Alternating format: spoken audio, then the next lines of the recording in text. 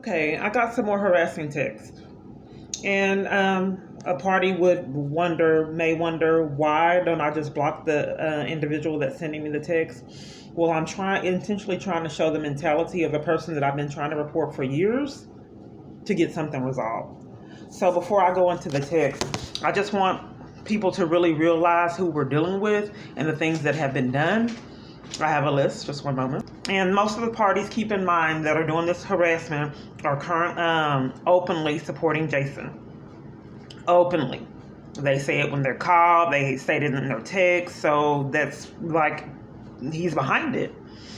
Okay? So these are some of the experiences that I've had. I've been threatened dozens of times, ran off the road, attacked, guns pulled on me, assault, robbery, pickpocketed. Cars have sped up like they were going to hit me when I was crossing the street. I believe that cameras were placed in my home. Someone was telling me what I was doing at home.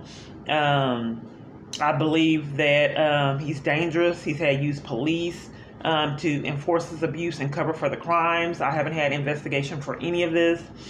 I've been arrested and detained and even assaulted trying to report him. Handcuffed at the FBI.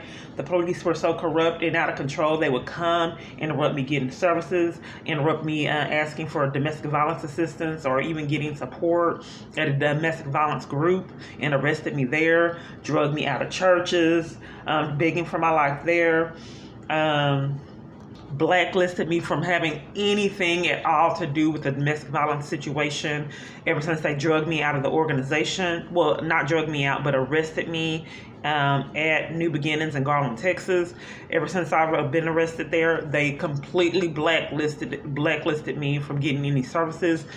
Sabotage my right to transit on DART, on the connector, and even at I believe they did it at Salvation Army as well. They were so corrupt. They had abusive. I was on a DART bus in the front talking to the bus driver. She was lying about the route information and said she was going to the garage. While she was driving, she slammed her foot on the brakes while I was talking to her, causing me to hit the front of the bus. Another time, they slammed my hand in the door and my hand was bleeding. Then September 3rd, when I was arrested, I thought that it was out of control because I was leaning up against a bus. And the bus driver let everyone else in. They would do this all the time and got away with it consistently. Let everyone else in and close the door. That's how my hand got slammed in the door and I started bleeding. Because they would slam the door in my face. Who are you going to prove it to? No one's ever going to believe that they're doing that, even though it's on camera footage. Okay, so this time they slammed the door and I was leaning up against the door. And the bus drove off, and when it drove off, when I was leaning on the door, knocking on it to get on the bus, he drove off. That caused me to lose my balance and I almost fell. Well, the problem of it is I was leaning on the bus, and with the way that I almost fell, I could have got ran over by the bus. So it made me realize that these schemes were dangerous, so I went down to do the report and got arrested. And in jail, they put me in isolation, denied me rec, denied me medical, did all kinds of schemes. For example, they were so corrupt and they did a lot of mental abuse, emotional abuse. They had me take off all my clothes to get more clothes. And then when I took off my clothes, they left with all the clothes, leaving me with no clothes. And they got away with madness like this. On camera footage, they told me that to get new clothes, to get the new clothes, to put on in jail, take them off, and I took them off, and then she tried to start an argument and then left, leaving me with no clothes. All other kind of things that occurred that you wouldn't believe, as far as me getting trapped on the train, the DART train driver trapped me in on it, in a scheme, locked me in while I was getting threatened.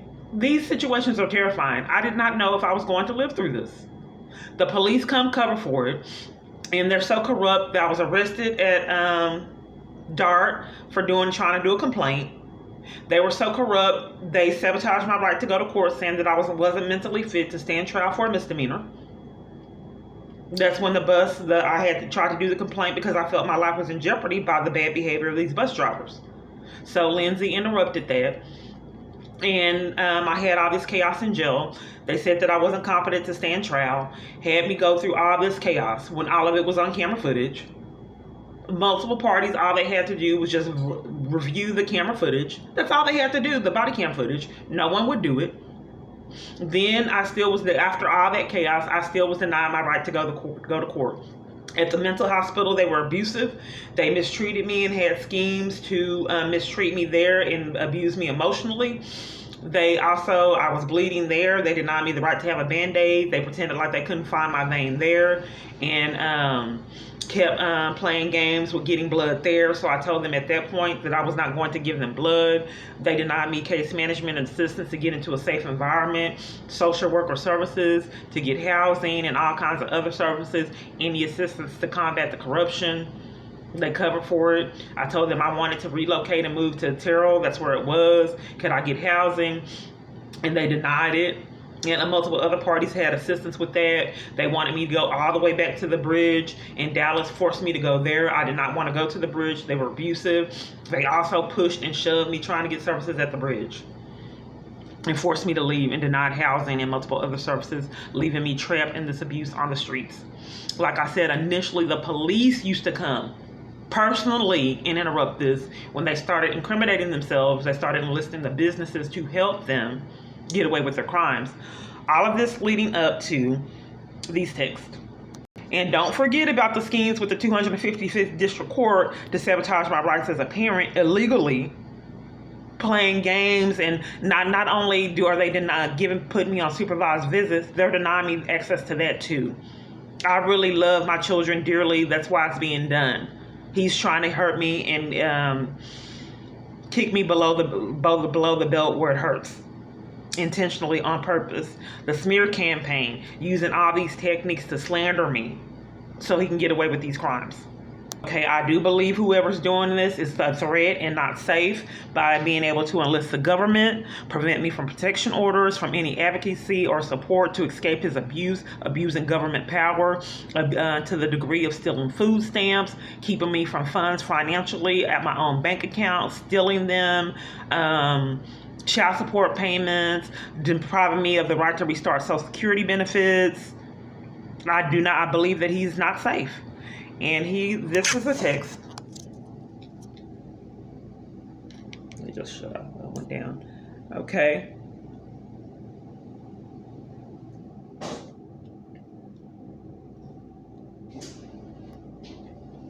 Okay, you're so ungrateful. You complain about everything. I don't know what's going on here. Okay. See where it says 2 hours ago.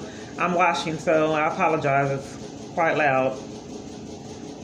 Why do you keep posting on the YouTube channel about when you know no one? And then I don't know if it's possible to spoof text.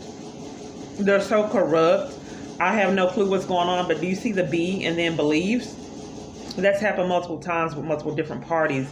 If someone could spoof a text and just, have a power to abuse and send text on their own when they wanted to violate someone, I don't know if it's possible.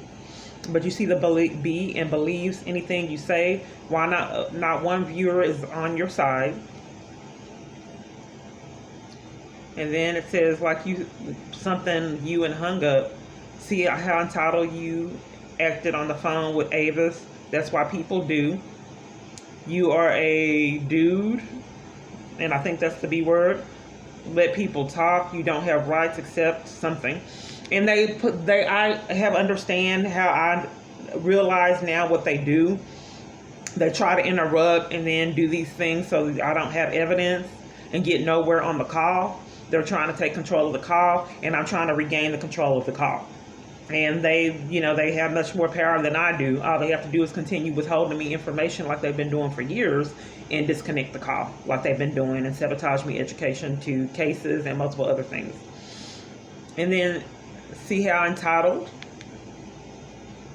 you acted on the phone with Avis. That's why people do.